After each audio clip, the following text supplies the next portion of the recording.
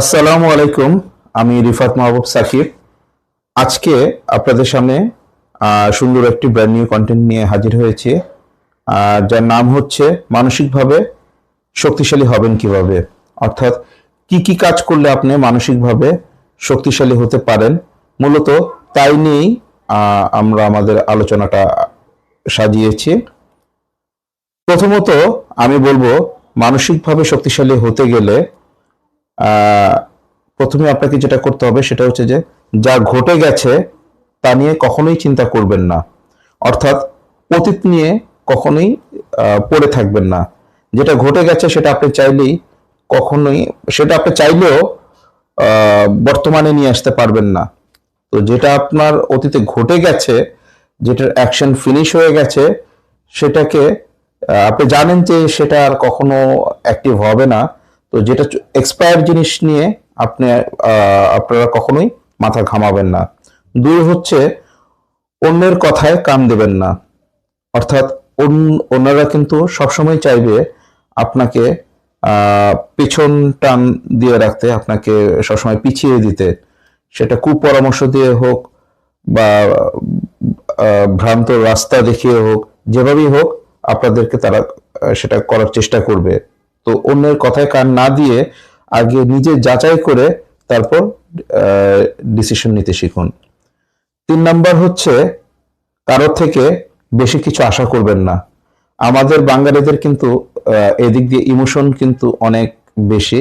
সেটা হচ্ছে যে আমরা আসলে অনেক কিছু আশা করে থাকি। তো এই আশা অনেক বেশি করার কারণে যখন আমরা তার থেকে একটু কম পাই, তখন কিন্তু আমাদের মন কিন্তু খুব খারাপ হয়ে যায়, আমরা ডিপ্রেশনে চলে যাই।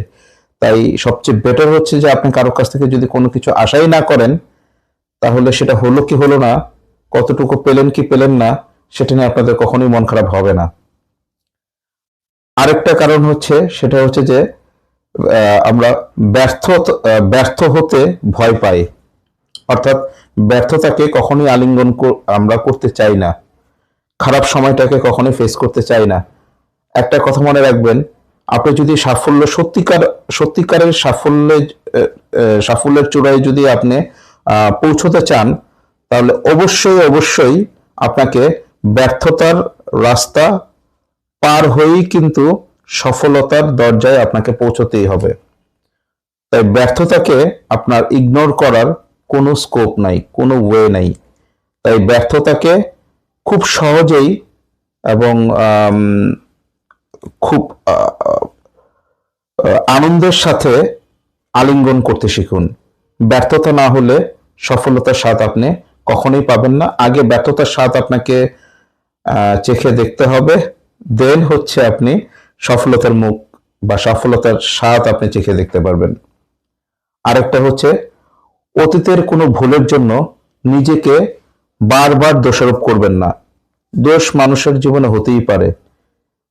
হয়তো আপনাদের জীবনে অতীতে কোনো একটা ভুল হয়ে গেছে, বা এটা প্রত্যেকের জীবনেই ঘটে, ভুল তো হবেই। কিন্তু অতীতের কোনো ভুলের জন্য বর্তমানে নিজেকে কখনোই দোষারোপ করবেন না, তাহলে আপনি কিন্তু মেন্টালি অনেকখানি পিছিয়ে পড়বেন। আরেকটা জিনিস, যা আপনি পরিবর্তন করতে পারবেন না, তা নিয়ে বা সেই জিনিসটা নিয়ে আপনি বেশি চেষ্টা করবেন না, বা তা নিয়ে পড়ে থাকবেন না। এতে করে আপনার সময় নষ্ট হবে, আপনার এনার্জি নষ্ট হবে, আপনার মনোবল ভেঙে যেতে পারে। তাই যেটা আপনার দ্বারা সম্ভব না বা যেটা আপনি পারবেন না, সেটাকে স্কিপ করে চলে যান। নেক্সট কোনো উৎস নিয়ে বা নেক্সট কোনো সোর্স নিয়ে কাজ করুন, যেটাতে আপনি ভালো করতে পারেন। তো আজকে এই পর্যন্তই। যদি আমাদের এই প্রোগ্রামটা যদি ভালো লেগে থাকে, অবশ্যই লাইক কমেন্ট করে আমাদেরকে জানাবেন। ধন্যবাদ সবাইকে। আসসালামু আলাইকুম।